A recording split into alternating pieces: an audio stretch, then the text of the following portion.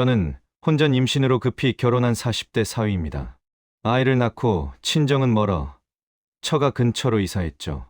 장인 장모에게 도움을 받으며 담사 20만 원을 드렸는데 장모는 늘 3배는 줘야 한다고 하셨습니다. 김장철이면 장모님이 아들 같아서 부탁한다. 새벽부터 저를 불러 노동을 시키셨습니다. 배추, 고무통, 고춧가루 저는 하루 종일 허리와 손을 부여잡고 일만 했죠. 조심히 다녀와요. 아기 봐야 해서. 아내는 아기만 돌보며 방관했고 가족은 치킨과 맥주를 즐겼습니다. 그러다 다음 날 아들의 장난감을 찾으러 갔는데 몰래 들여다보니 처남이 제가 땀 흘려 담근 김치와 수육을 맛있게 먹고 있었습니다. 그 순간 모든 게 뒤집혔죠. 심지어 처남이 입은 셔츠는 제가 장인에게 선물한 고가 브랜드였는데 장인이 아들에게 준 겁니다. 그때 깨달았습니다. 내가 참고 희생한 가족 사랑은 일방적 이용이었음을. 마침내 그날 장인 장모 앞에서 말했습니다. 이번 김장은 안 갑니다. 저는 더 이상 머슴이 아닙니다. 처음으로 거절을 선택하며 자존심과 내 삶을 되찾았습니다. 관계는 여전히 냉랭하지만 저는 더 이상 이용당하지 않습니다. 궁금하시죠? 전체 사연과 장인 장모와의 충격적인 사건 전말은 풀 영상에서 확인하세요. 저는 38살에 처사이를 안았습니다. 그리고 그날 제 인생의 방향도 완전히 바뀌었습니다. 그렇게 말하면 다들 놀랍니다. 보통은 30 초반에 결혼하고 30 중반쯤 아이를 낳는 게 정상 코스라고 생각하니까요.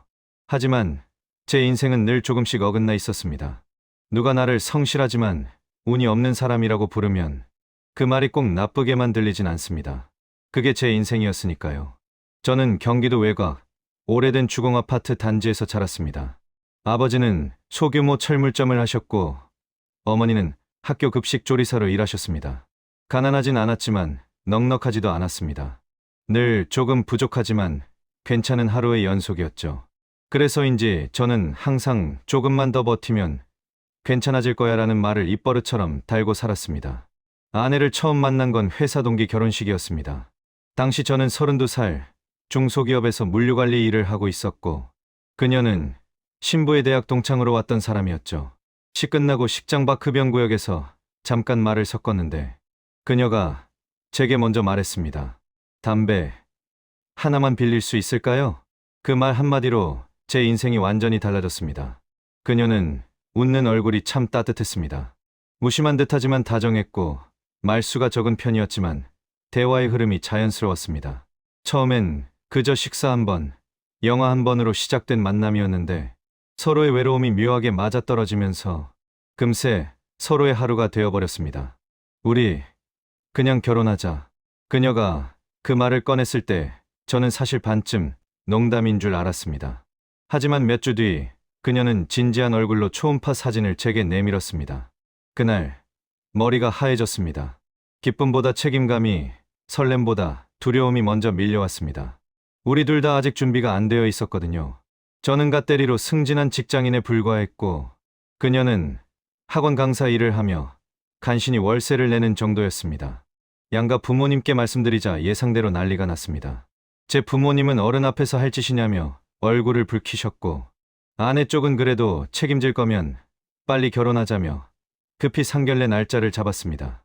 그렇게 우리의 결혼은 축복보다 책임의 무게로 시작됐습니다. 결혼식은 소박했습니다.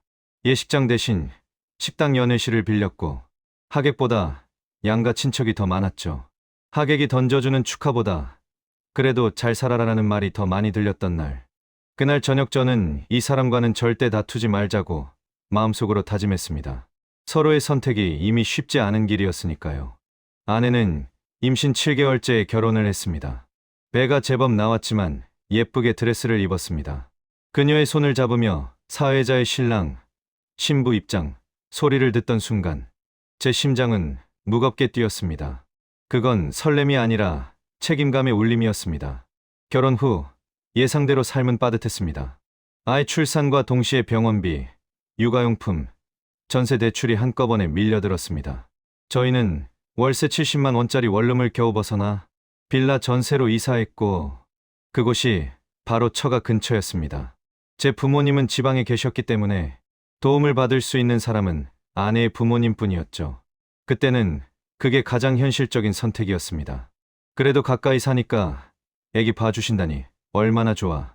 저는 그렇게 스스로를 설득했습니다. 그러나 그건 의존의 시작이었습니다. 처음 몇 달은 좋았습니다.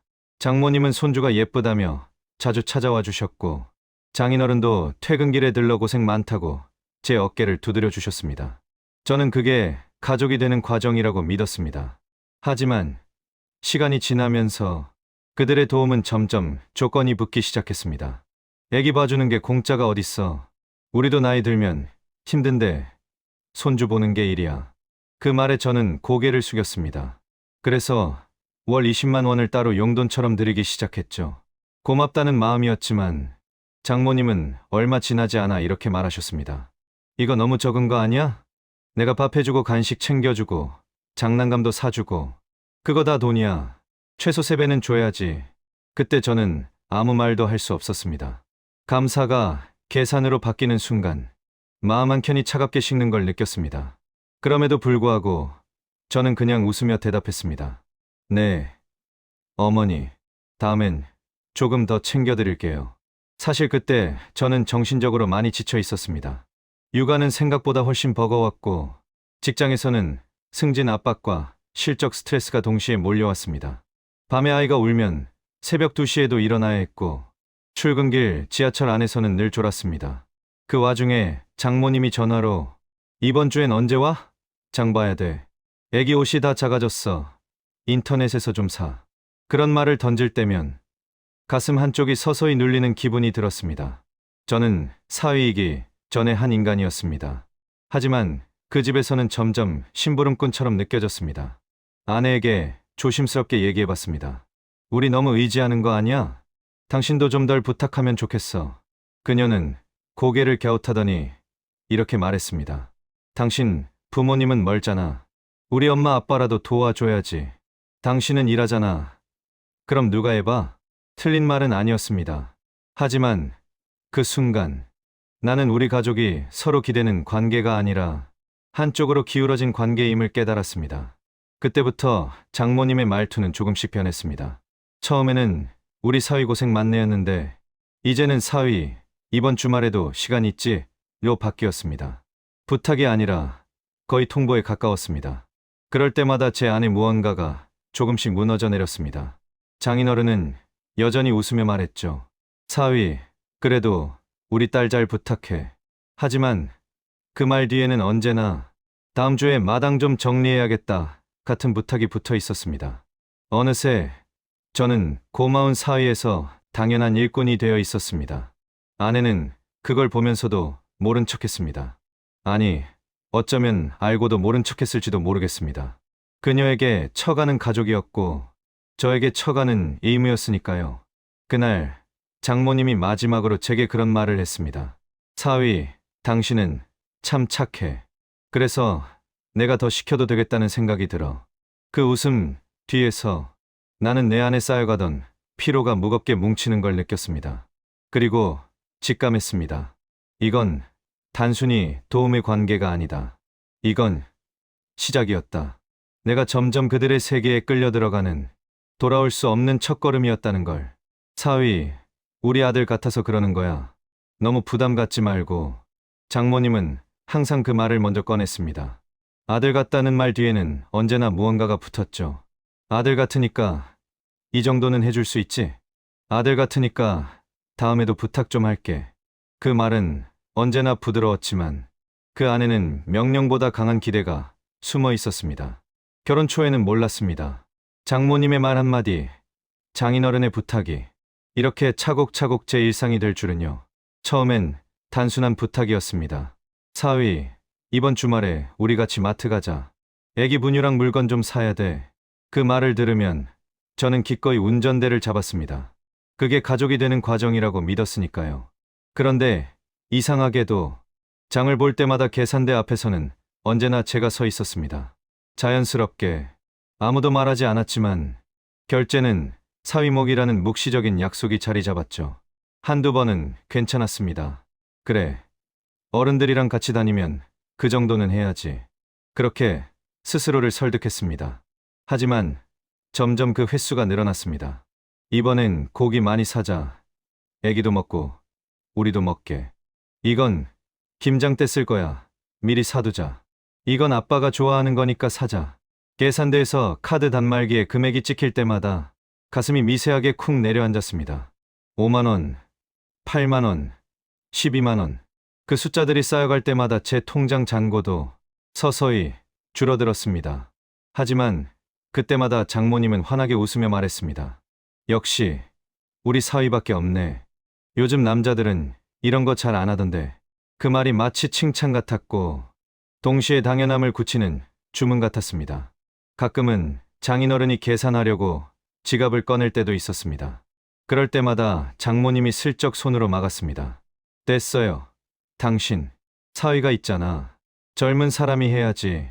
그 순간의 공기, 그 미묘한 정적이 저는 참 괴로웠습니다. 그렇게 저는 조금씩 호의의 감옥 속으로 들어가고 있었습니다.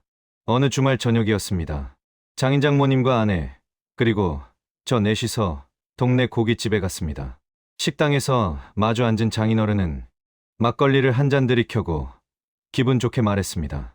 사위, 넌 참 든든해. 요즘 젊은 사람들 같지 않아. 그 말을 듣고 웃었지만 속은 조금 쓰렸습니다.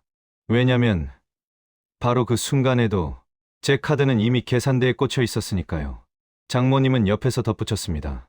우리 딸이 참 복 받았어. 이런 사위 만나서. 저는 그 말에 대답 대신 물을 한 모금 마셨습니다. 왠지 모르게 그 말이 감사처럼 들리지 않았습니다. 승인처럼 들렸습니다. 이 정도는 내가 계속해야 해라는 무언의 합의. 그날 밤 집에 돌아와서 아내에게 말했습니다. 우리 부모님이랑 밥 먹을 때 가끔은 당신이 계산하면 안 될까? 그녀는 이해한 얼굴로 저를 쳐다봤습니다. 그게 뭐가 어때서? 어차피 다 가족인데 당신이 내면 되지. 엄마 아빠가 얼마나 도와주시는데. 도와준다는 말, 그 말이 제일 서늘했습니다. 그들이 우리를 도와주는 건 맞습니다. 하지만 나는 그 대가를 충분히 지불하고 있다는 생각이 들었습니다. 돈으로, 시간으로, 몸으로, 마음으로. 그날 이후로 저는 장인 장모님의 전화벨 소리가 무서워졌습니다. 사위 이번 주에 시간 되나? 사위, 마트 좀 같이 가자.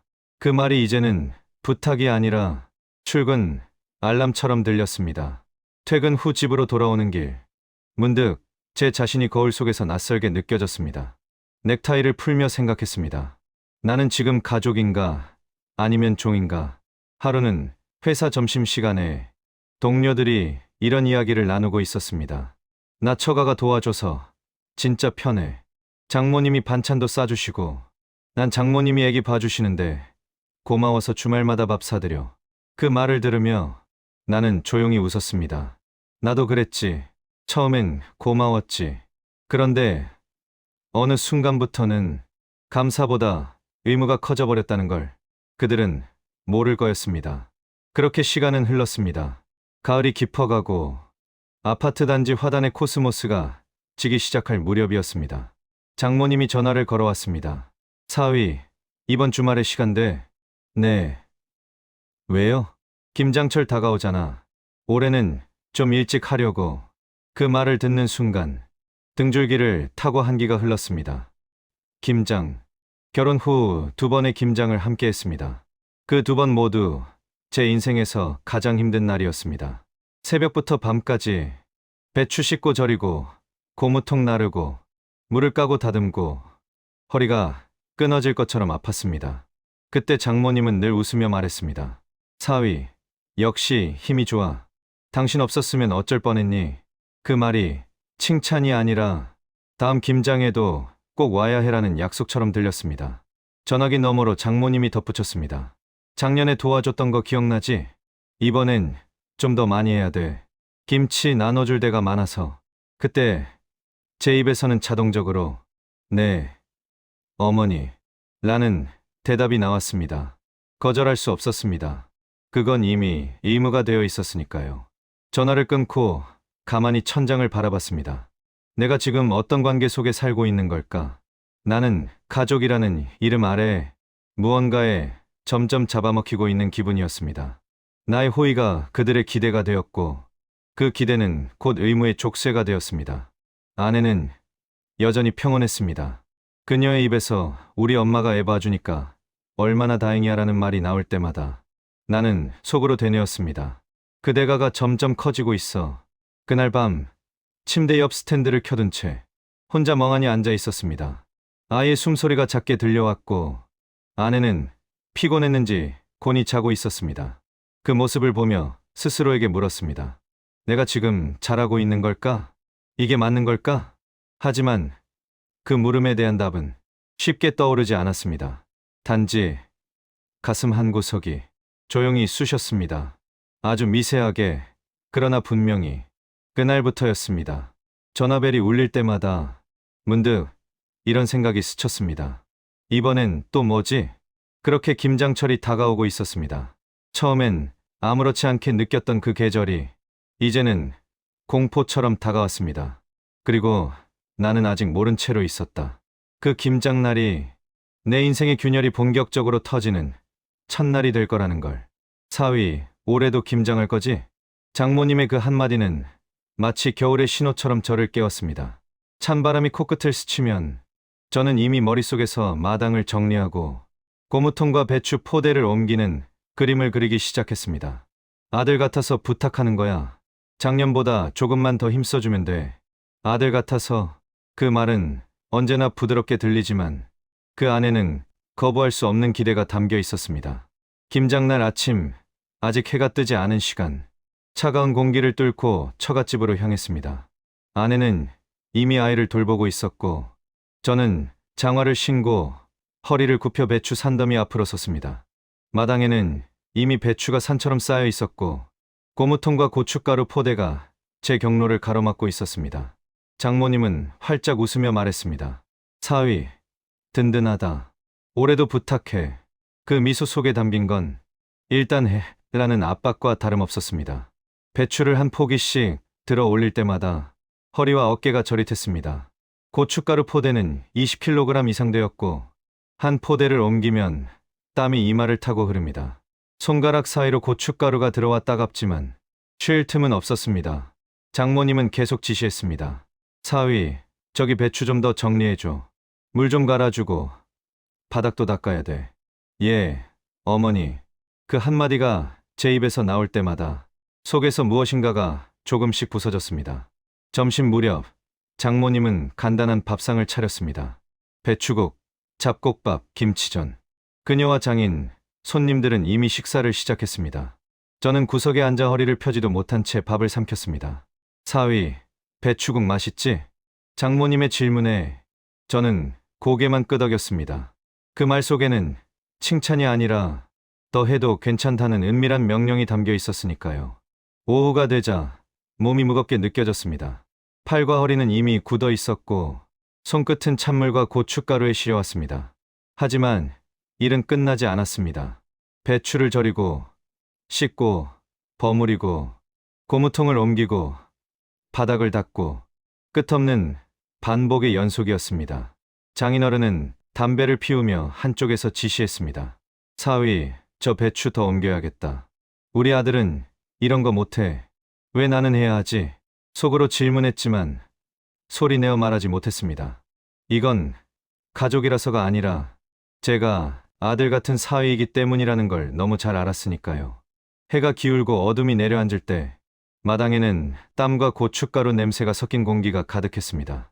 고무통을 옮기고 물 청소를 마치자 장모님은 미소를 지으며 말했습니다. 사위, 수고했어. 정말 든든하다. 대답 대신 저는 허공을 바라보았습니다.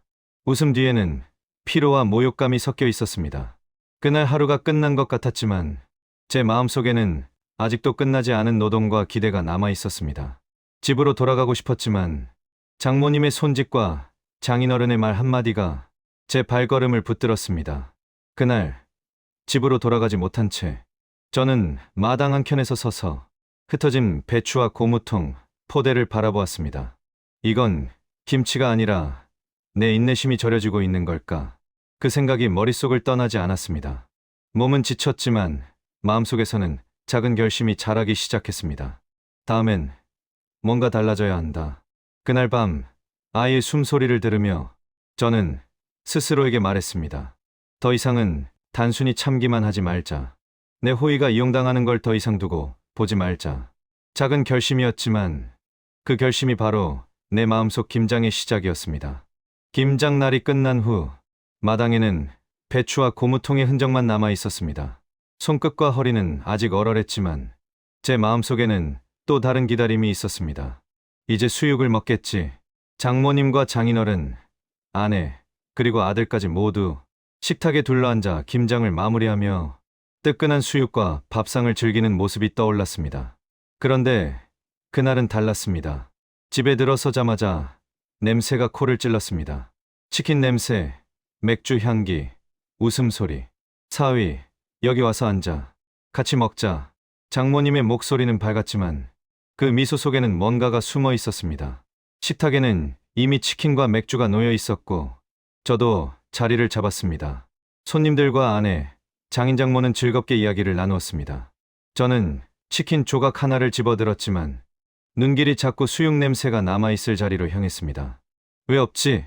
그때 장모님이 말했습니다. 다음엔 우리 사위도 같이 수육 먹자. 오늘은 손님들이 많으니까 치킨으로 간단히 하자. 그 한마디에 웃음이 터져 나와야 했지만 속에서 왠지 모를 쓰라림이 올라왔습니다. 치킨을 한 입 베어 물었지만 맛이 입안에 들어오지 않았습니다. 맥주를 따르며 웃는 장인어른, 장모님의 손님 맞이, 그리고 아내의 편안한 미소를 보며 저는 점점 작은 존재가 되어감을 느꼈습니다. 나는 단순히 일꾼일 뿐인가? 아니면 가족인가?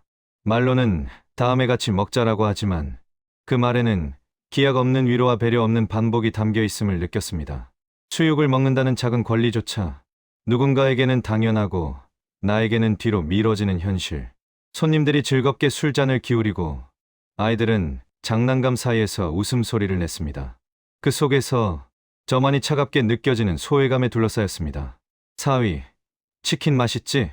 장모님의 질문이 이젠 부드럽지 않았습니다. 그 속에는 기대와 내가 다 해줄 거야 라는 명령이 섞여 있었습니다. 저는 고개만 끄덕였습니다. 하지만 마음속에서는 점점 더 큰 의문이 자라났습니다. 나는 왜 매번 이렇게만 살아야 하지? 모든 힘든 일은 나에게만 맡기면서 정작 보상과 즐거움은 남에게만 돌아가네. 그 의문이 머릿속에서 번지자 조금씩 마음이 무거워졌습니다. 치킨 한 조각조차 입안에서 씁쓸하게 느껴졌습니다. 손님들은 웃고 떠들고 있었고 저는 말없이 맥주 캔을 따서 입에 댔습니다.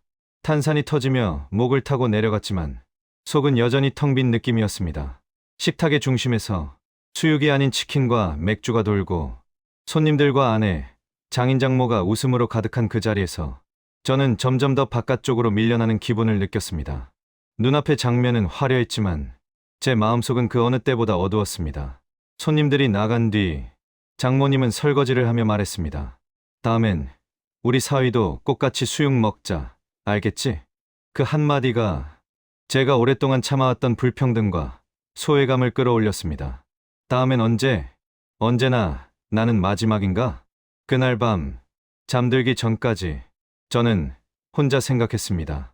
내가 이렇게 계속 참아야 하는가? 왜 나만 반복되는 희생을 견뎌야 하는가? 김장 노동의 육체적 피로보다 이 마음속 소외감이 더 오래 남았습니다. 한참을 침대에 누워 천장을 바라보며 나는 깨달았습니다. 이제 더 이상은 참지 못하겠다. 그날 이후 마음속에서는 작은 불씨가 타올랐습니다. 그 불씨는 점점 커져 다음에는 반드시 말하고 행동해야 한다는 결심으로 이어졌습니다. 치킨과 맥주가 돌아가는 식탁 한쪽에서 혼자 느낀 소외감과 분노는 이제 더 이상 억눌리지 않을 준비를 하고 있었습니다. 다음 날 아침 아이가 제게 달려왔습니다. 아빠, 장난감 두고 왔어. 순간 머릿속이 멈췄습니다. 또 처갓집에 가야 하는구나. 그러나 이번에는 어제와는 달랐습니다. 몸은 이미 피로로 무겁지만 마음속 어딘가에서 작은 의문과 불길한 예감이 꿈틀거렸습니다. 차를 몰고 처갓집으로 향하는 동안 머릿속에서는 계속 어제의 치킨과 맥주가 떠올랐습니다. 다음에 수육같이 먹자. 장모님의 그 한마디가 왜 이렇게 마음에 걸리는지 알 수 없었습니다. 도착하자 마당이 한산했습니다.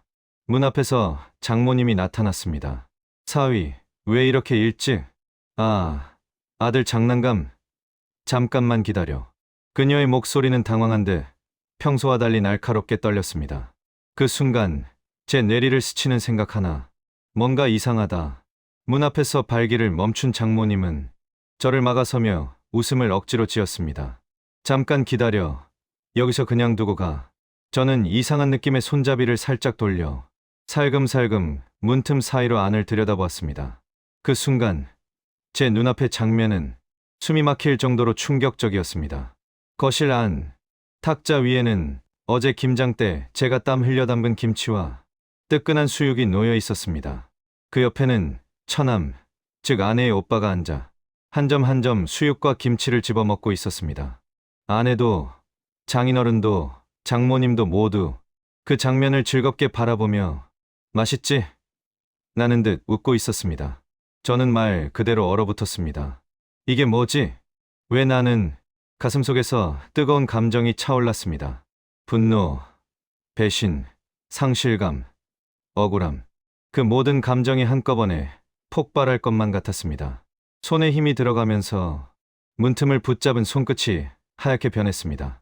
그동안 참아온 모든 감정이 순식간에 뒤섞여 제 마음을 흔들었습니다. 왜 나는 김장하면서 흘린 땀과 허리가 부서지는 고통을 감수했는데 정작 맛있는 수육은 남의 손에 돌아가는 걸까? 그 생각만으로도 속이 쓰라렸습니다. 장모님은 제 눈치를 보며 사위, 놀라지 마. 수육은 다음엔 같이 먹자고 했잖아. 그 말이 오히려 불을 붙였습니다. 다음엔 언제? 아내가 옆에서 미안한 듯 웃었지만 그 웃음은 제 마음속에서 아무 위로가 되지 않았습니다. 처남은 아무렇지 않게 수육을 집어먹으며 와, 진짜 맛있네 라고 말했습니다. 그 한마디가 제 뇌리에 꽂혔습니다. 왜 나는 매번 뒤에 남는 걸까? 저는 숨을 죽이고 몸을 떨며 자리에 서 있었습니다. 손가락 사이로 흘러내리는 땀과 함께 가슴속에서 울컥치는 분노가 섞였습니다. 내가 이렇게까지 참아야 했나? 나는 누구를 위해 일한 거지? 그동안 억눌러온 감정이 순간적으로 치솟았습니다. 그날까지도 가족을 위해, 아이를 위해 참고 견뎌온 모든 날들이 한순간에 허망하게 느껴졌습니다.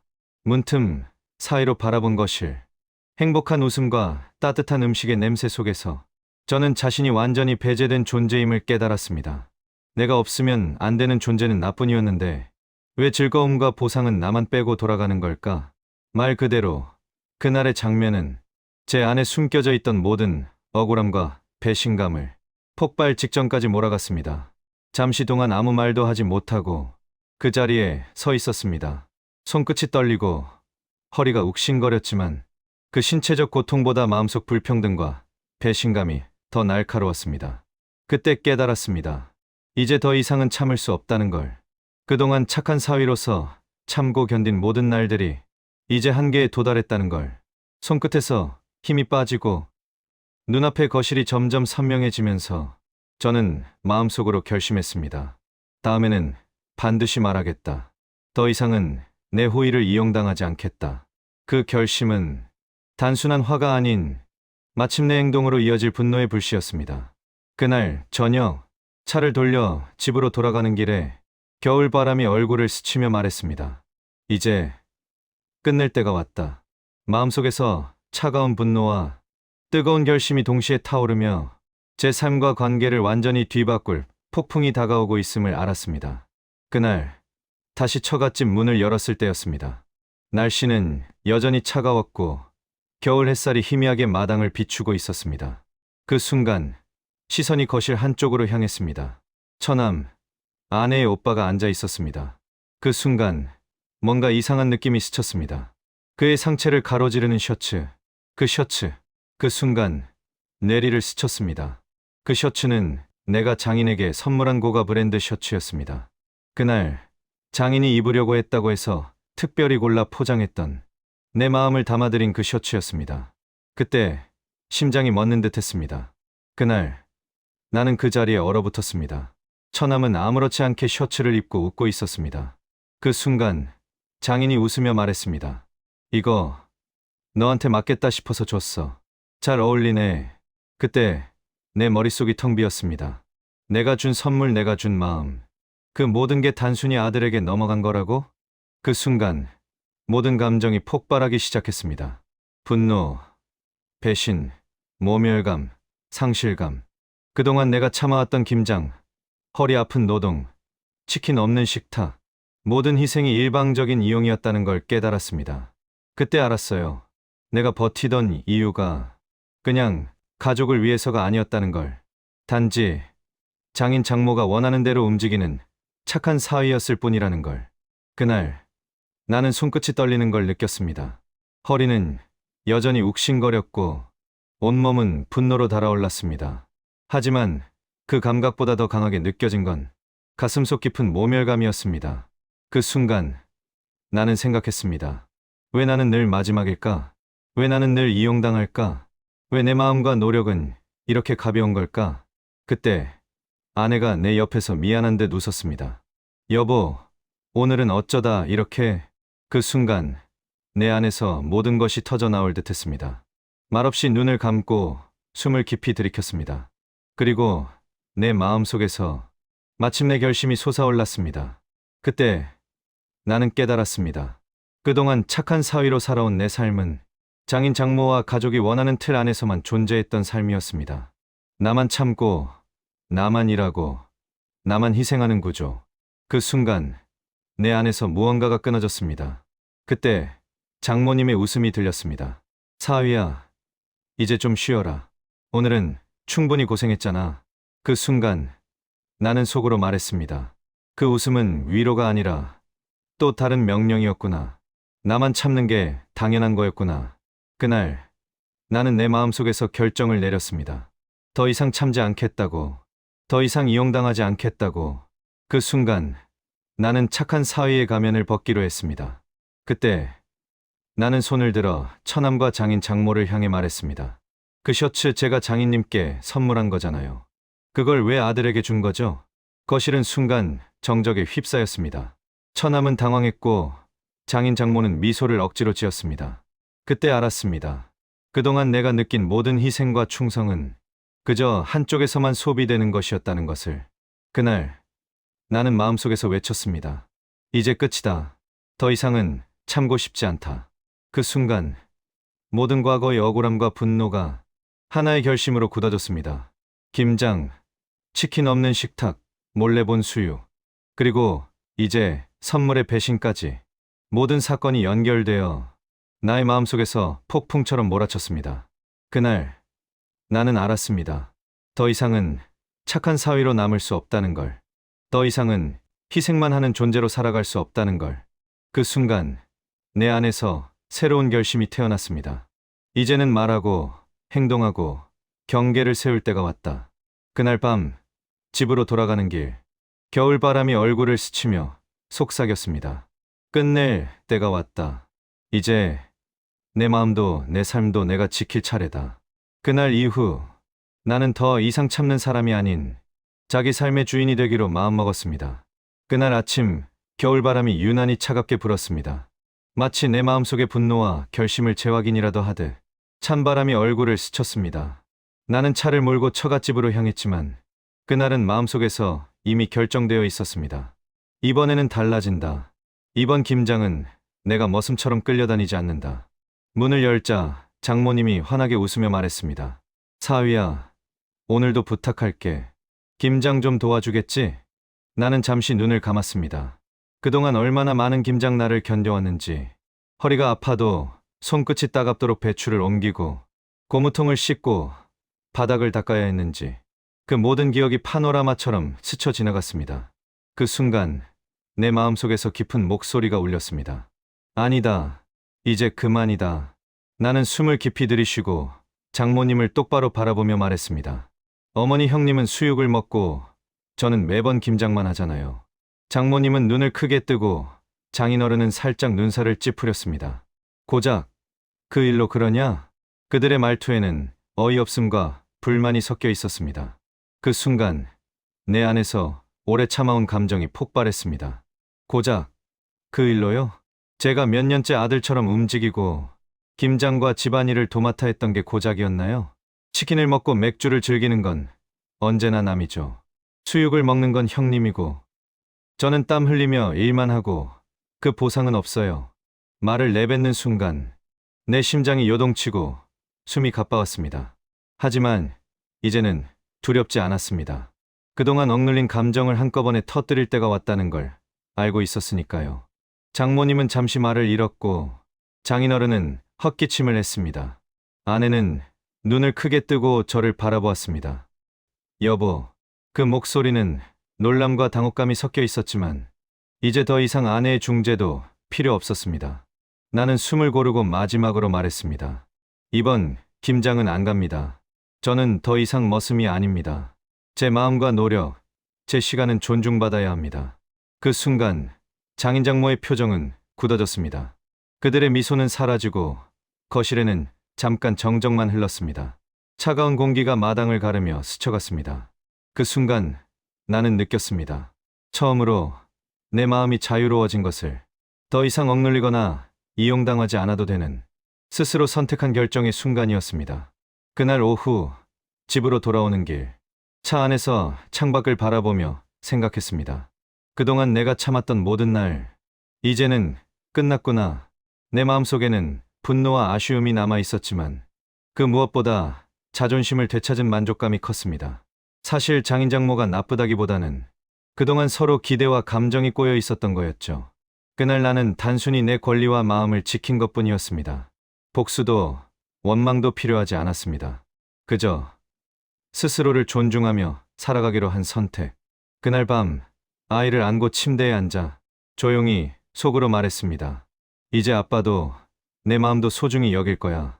누구의 이용 대상이 아니라 나 자신을 위해 살아갈 거야. 작지만 확실한 결심이 내 마음속에서 따뜻하게 타올랐습니다. 그 순간 느낀 것은 고요한 울림이었습니다. 분노와 억울함을 터뜨리고 나니 마음이 한결 가벼워졌습니다. 장인 장모와의 관계는 여전히 냉랭했지만 나는 이제 더 이상 머슴이 아니었습니다. 차분하지만 강렬한 깨달음. 그날 처음으로 거절을 선택한 나는 자존심과 권리를 되찾은 사람이 되었습니다. 겨울밤 창밖으로 스치는 바람 속에서 나는 스스로를 향해 속삭였습니다. 이제 나는 나를 위해 살아간다.